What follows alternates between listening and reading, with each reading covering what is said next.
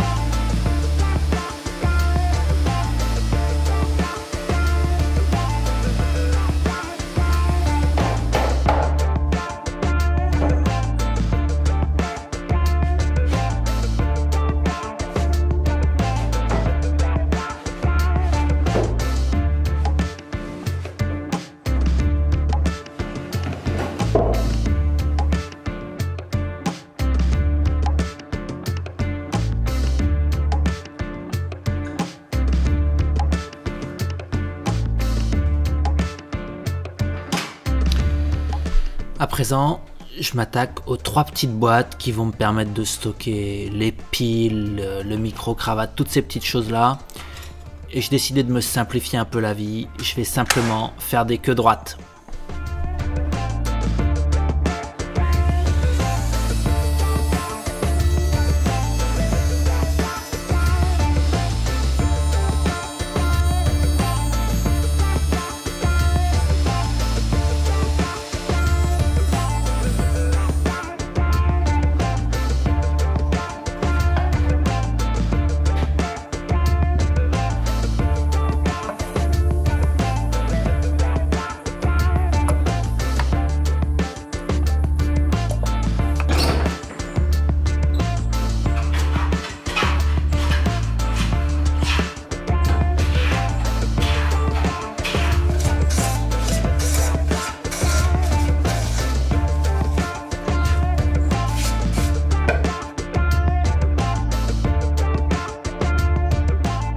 Je vais encastrer le fond des boîtes, un simple contreplaqué, mais je n'ai pas de fraise à feuillurer qui va me permettre de faire une feuillure de moins de 10 mm.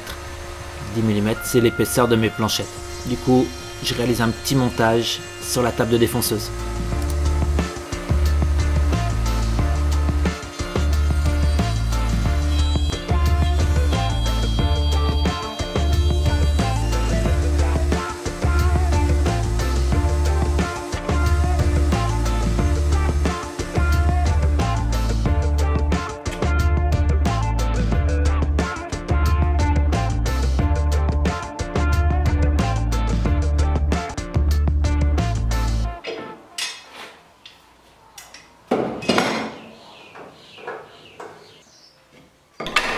À présent, je vais m'attaquer aux assemblages du cadre de la porte.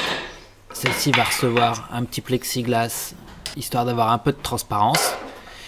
Et pour l'assemblage, j'ai envie de me faire plaisir, tester quelque chose que j'ai encore jamais fait. Je vais faire un enfourchement, mais avec en façade une coupe d'onglet.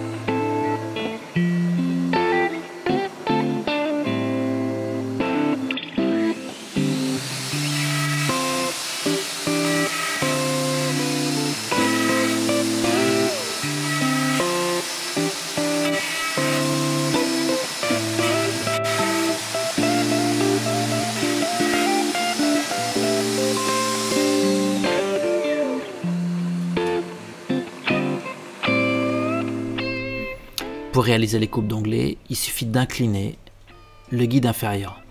Et comme les montants se font sur un côté et les traversent sur l'autre, on est certain d'avoir une précision maximale.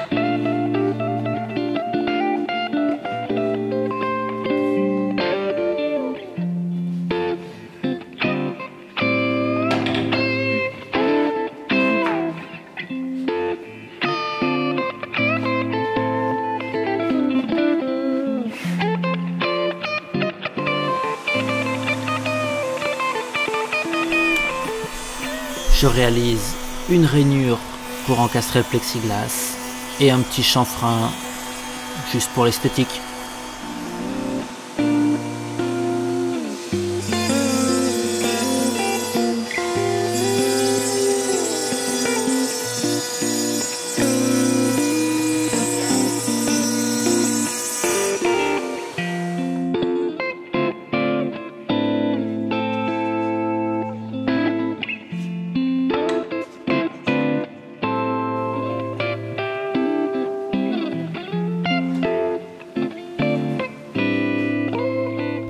Cet assemblage, il a l'esthétique d'une coupe d'onglet et il a les facilités au moment du collage et du serrage d'un simple enfourchement.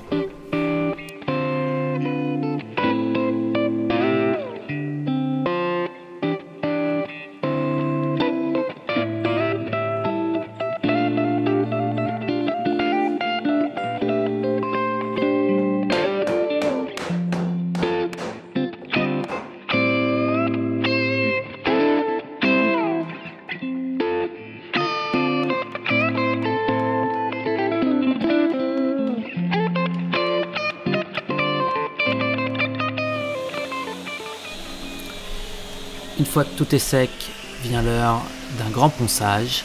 Et là, on constate très vite qu'un établi, c'est vraiment un truc génial dès qu'on a à accrocher, à fixer, à immobiliser.